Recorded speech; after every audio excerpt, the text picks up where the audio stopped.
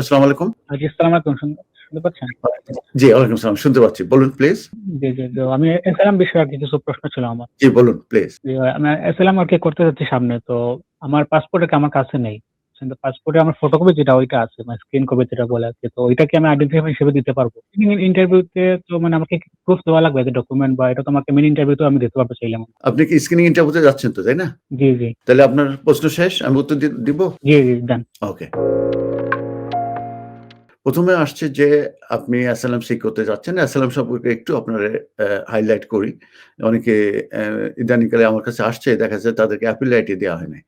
আপনার অ্যাসাইলামটা কিন্তু 5 conventional reason আছে। সেই 5 কনভেনশনাল রিজনের আন্ডারে আপনাকে অ্যাসাইলাম সিক করতে হবে। সেটা হচ্ছে nationality, ethnicity, religion, membership with a particular social group এবং পলিটিক্যাল ওপিনিয়ন। এটা হচ্ছে 1951 এর যে ইউএন কনভেনশন আছে, সেখানে বলা হচ্ছে এই ৫ টা রিজনেই অ্যাসাইলাম ক্লেম করা যাবে এবং এই ৫ টা রিজনেই অ্যাসাইলাম মূলত কনসিডারেশন এ নেয়া হবে। এবং আপনাকে দেখাতে হবে ফিয়ার অফ আ প্রসিকিউশন আছে আপনার কান্ট্রি অফ অরিজিন এ। আপনি country of origin A return করতে পারবেন না। আপনার লাইফ ডেঞ্জার হবে। অ্যা এবং সেটা আপনার এভিডেন্সিয়াল যে ডকুমেন্ট আছে সেগুলো দিয়ে আপনাকে প্রমাণ করতে হবে এবং আ আপনার ইন্টারভিউ এবং এভিডেন্স এগুলো কনসিস্টেন্ট রাখতে হবে এবং অবজেক্টিভ এভিডেন্স ও সেখানে থাকতে হবে। অতএব অ্যাসাইলামটা কিন্তু খুব ইজি জিনিস না। সবাই মনে করে যে এটা খুবই ইজি এবং তারা নিজেরা অনেক সময় ক্লেম করে ফেলে এবং অনেক সময় তারা অনভিজ্ঞ যারা সলিসিটর না কিংবা যারা এই ব্যাপারে এক্সপার্ট না, তাদের কাছে যে এগুলো অ্যাসাইলাম সিক করে ফেলে। কারণ হচ্ছে যে আমি ফ্রাইডেতে একজন দেখেছি যে সেখানে অ্যাপিল রাইট তারা পায় নাই।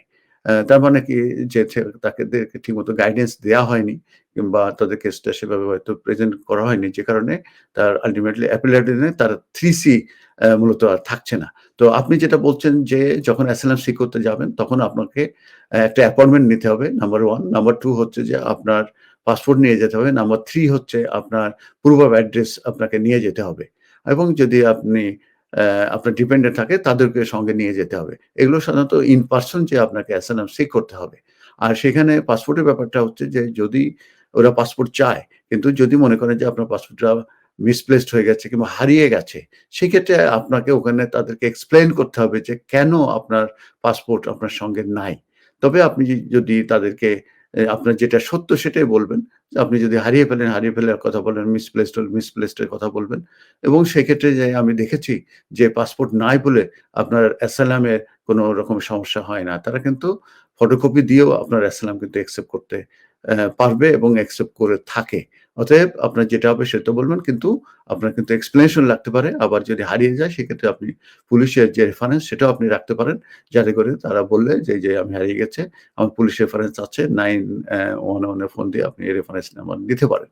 তো এইভাবে দিয়ে আপনি করতে পারেন। অতএব পাসপোর্ট ওরা চায়, প্রুফ অফ অ্যাড্রেস চায়, স্ক্রিনিং ইন্টারভিউর সময় এবং ডিপেন্ডেন্টকে নিয়ে যেতে হবে। আপনাকে ইন পারসন যেতে হবে। কারণ ওরা ফটোগ্রাফ করবে প্লাস আপনার ফিঙ্গারপ্রিন্ট নেবে। এটাকে বায়োমেট্রিক বলা হয়।